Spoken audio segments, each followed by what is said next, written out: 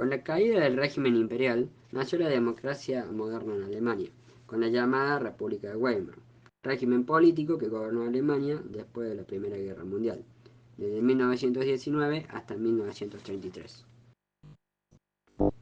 Entre 1919 y 1923, la democracia alemana fue obstruida políticamente por el Partido Comunista y de derecha, en donde se encontraban el Partido Nacionalista, o mejor llamado nazismo. Y también, por ese entonces, el país se vio fuertemente afectado por el pago de las reparaciones de guerra y por una hiperinflación, que produjo una terrible crisis económico-social, en donde entre los años 1924 y 1930, gracias a la ayuda financiera de los Estados Unidos, se logró estabilizar el sistema político y la economía. Pero por la crisis de 1930, dejó a Alemania sin ayuda económica. La estabilidad política desapareció y aumentó la violencia política. Entonces, en 1932, los nazis se convirtieron en el partido más votado. Para luego, en 1933, el líder del Partido Nacionalista, Adolf Hitler, fuera nombrado canciller, así desapareciendo la democracia alemana. El nazismo era un partido fuertemente nacionalista, que deseaba la anulación del Tratado de Versalles y se oponía a las ideas marxistas puestas en práctica por la Unión Soviética.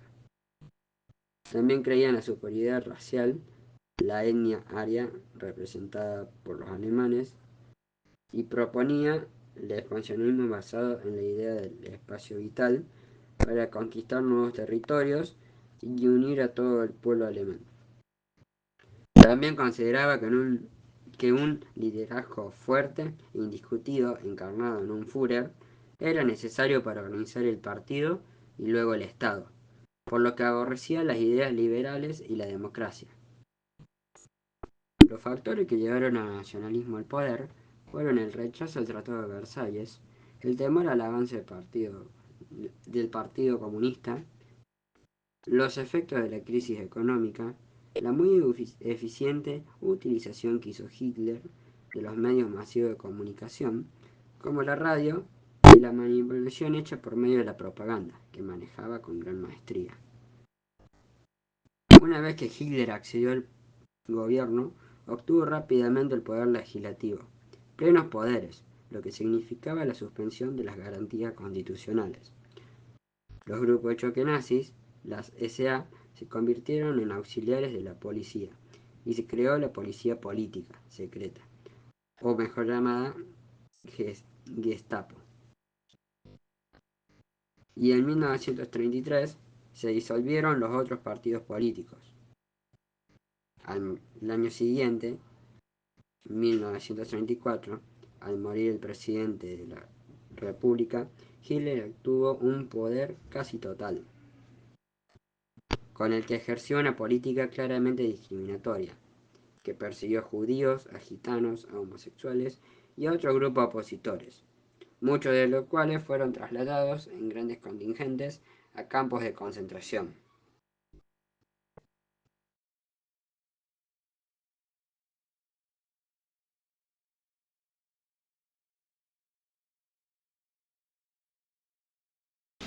Attenzione, attenzione. Sua Maestà il Re e Imperatore ha accettato le dimissioni dalla carica di Capo del Governo, Primo Ministro e Segretario di Stato presentate da Sua Eccellenza il Cavaliere Benito Mussolini e ha nominato Capo del Governo, Primo Ministro e Segretario di Stato Sua Eccellenza il Cavaliere Maresciallo d'Italia Pietro Badoglio.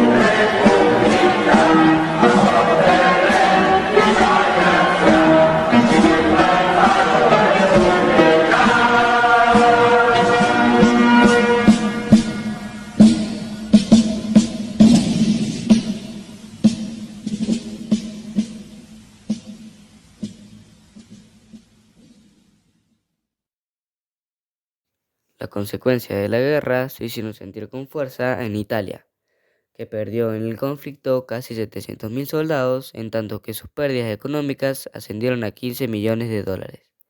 Por un lado, el Tratado de Versalles no reconoció a Italia como potencia.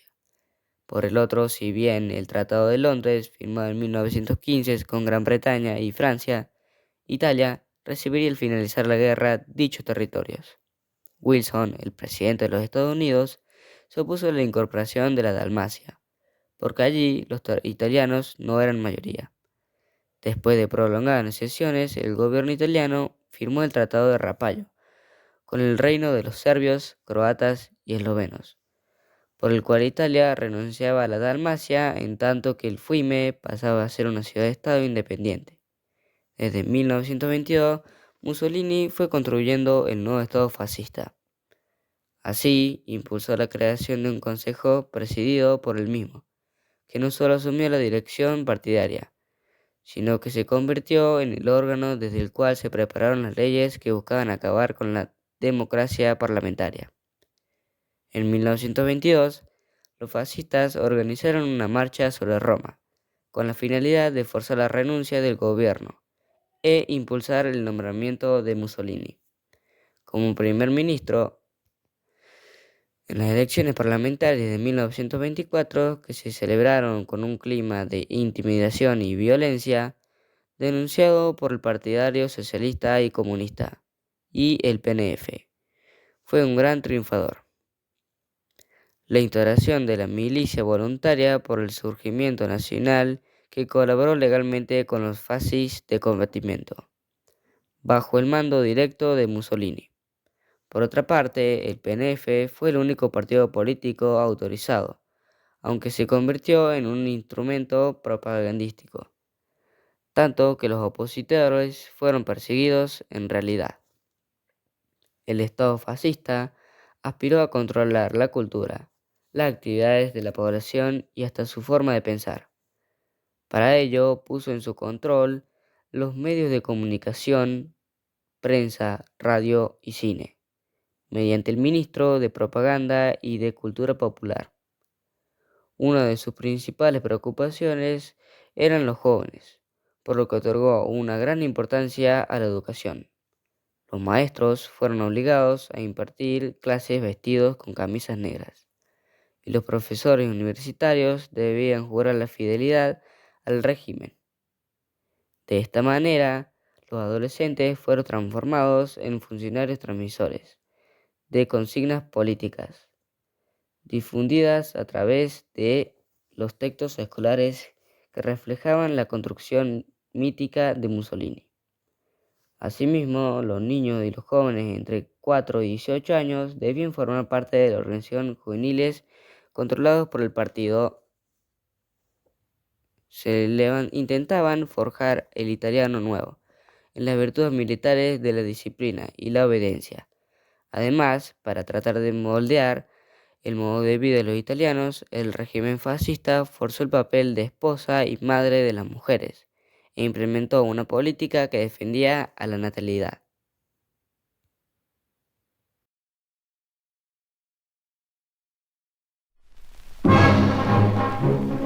Горит в сердцах у нас любовь к земле родимой, смертный бой идет за честь родной страны.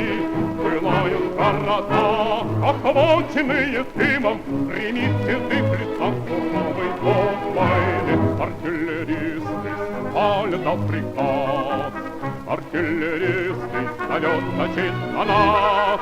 Из многих тысяч батарей за слезы наших матерей, за нашу родину огонь, огонь. Узнай, родная мать, узнай, жена, подруга, узнай, далекий дом и вся моя семья, что бьет еще строка, стальная наша вьюга, что волю мы несем родимые края. Артиллеристы палят на приказ, артиллеристы снаряд летит на нас. Из многих тысяч батарей за слезы наших матерей, за нашу родину огонь, огонь. Пробьет победы час, придет конец похода, но прежде чем уйти домам своим родным. В честь нашего вождя, в честь нашего народа мы радостный салют воздушный отдадим. Артиллеристы валят нас приказ, артиллеристы валят значит она. Из многих тысяч батарей за слезы наших матерей, за нашу родину огонь, огонь.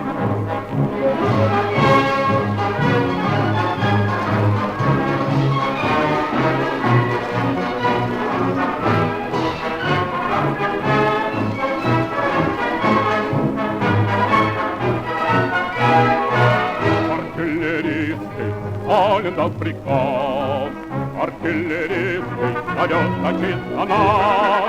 Из многих тысяч батарей за слезы наших матерей, за нашу родину огонь, огонь. Luego de la muerte de Lenin, Stalin logró convertirse en el líder del Partido Comunista de la Unión Soviética. Lenin murió en 1924 por un derrame cerebral. Stalin murió en 1953 por pasar varios días sin atención médica. Lenin decidió ponerse en marcha un nuevo sistema económico que reintrodujo mecanismos capitalistas de producción con el objetivo de elevar la productividad.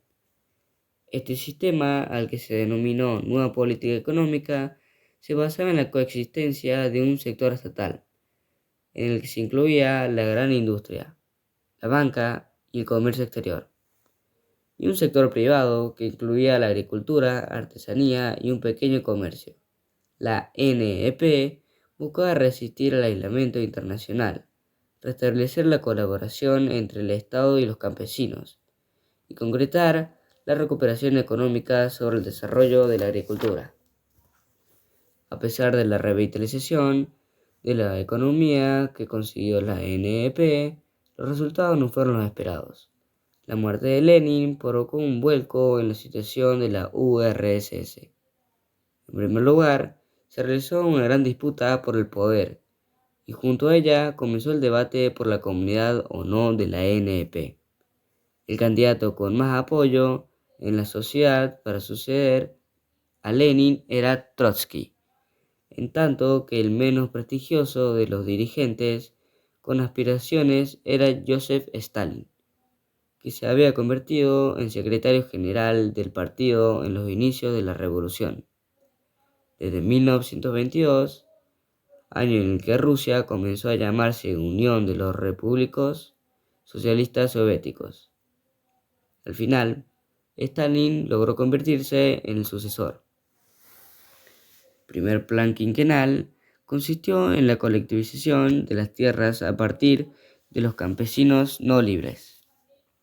El segundo plan quinquenal, destinado a instalar en los territorios comprendidos entre Europa y Asia plantas industriales con tecnología de punta y que controlaban con mano de obra reclutada forzosamente entre los campesinos.